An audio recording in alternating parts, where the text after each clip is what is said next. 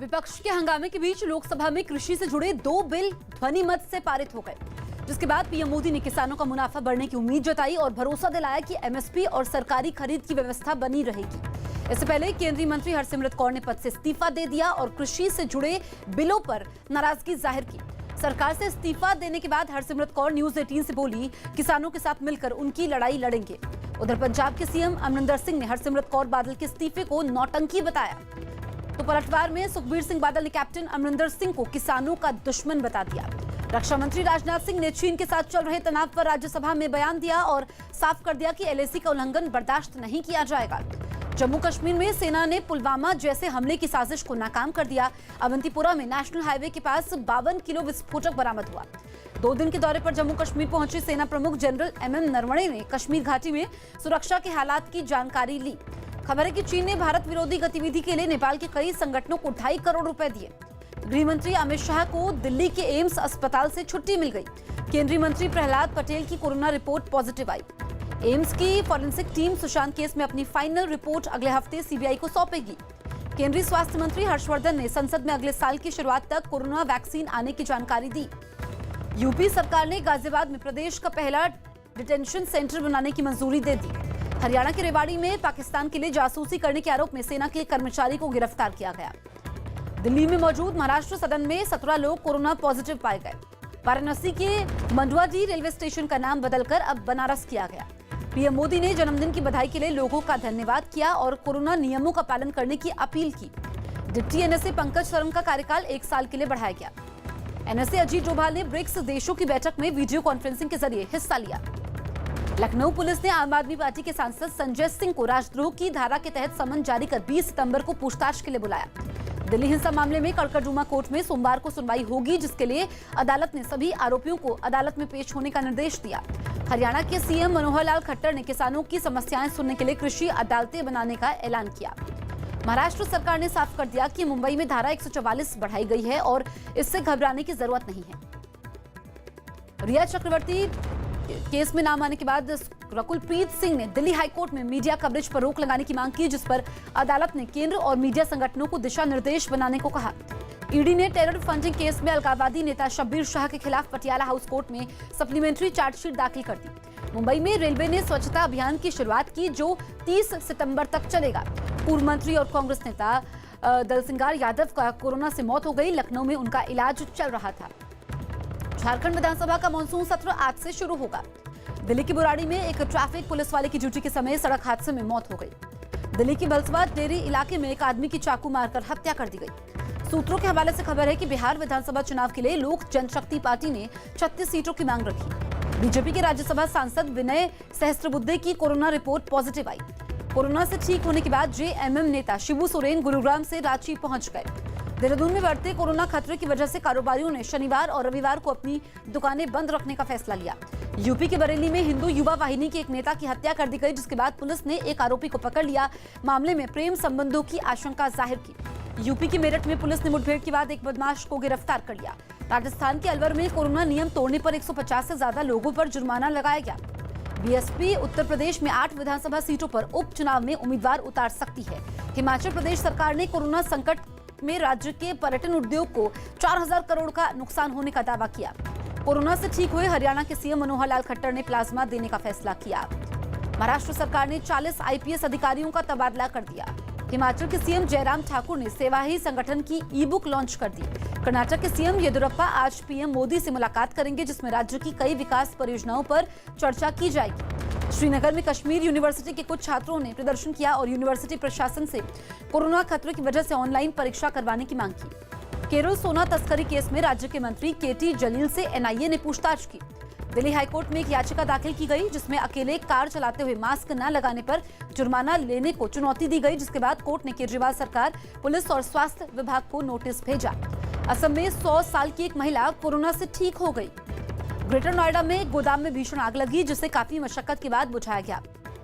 मध्य प्रदेश के डिंडोरी जिले में तालाब में डूबकर 3 लड़कियों की मौत हो गई। यूपी के सीएम योगी आदित्यनाथ ने विश्वकर्मा श्रम सम्मान योजना के तहत हुनरमंदों को सम्मानित किया।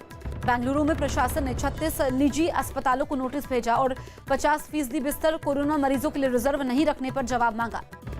महाराष्ट्र के सीएम उद्धव ठाकरे ने मराठवाड़ा में जल्द परियोजनाओं को पूरा करने का लक्ष्य रखा ताकि वहां के लोगों को सूखे की मार से बचाया जा सके।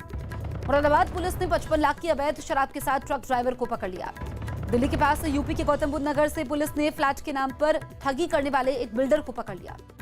सुप्रीम कोर्ट की मराठा आरक्षण पर लगाई रोक के खिलाफ महाराष्ट्र सरकार अपील करेगी। मुंबई पुलिस ने एटीएम कार्ड बदलकर लोगों से ठगी करने वाले एक आदमी को पकड़ लिया। लुधियाना के पशु चिकित्सालय में कुत्तों के लिए विशेष ब्लड बैंक की स्थापना की गई।